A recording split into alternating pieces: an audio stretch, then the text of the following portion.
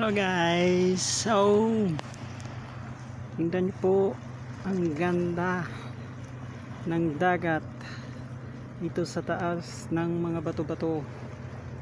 Sa baba mayroon yung bato na nag-form ng dinosaur, oh. Dinosaur yan. Tapos ang ganda ng dagat. Uy, meron yung ano doon, ano yun, parang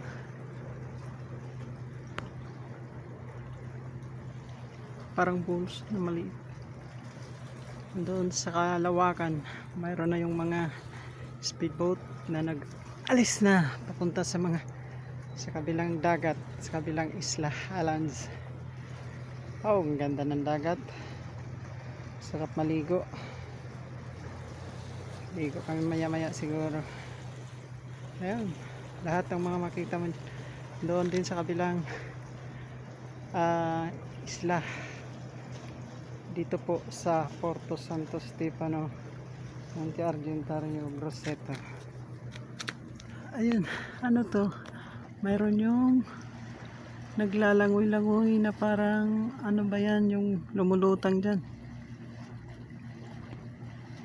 Ayan. Hindi ko alam, parang may tao, may bata yata. Ay, bata na nag-ano, lumalangoy-langoy. Nandyan po. Ayan. Yan na.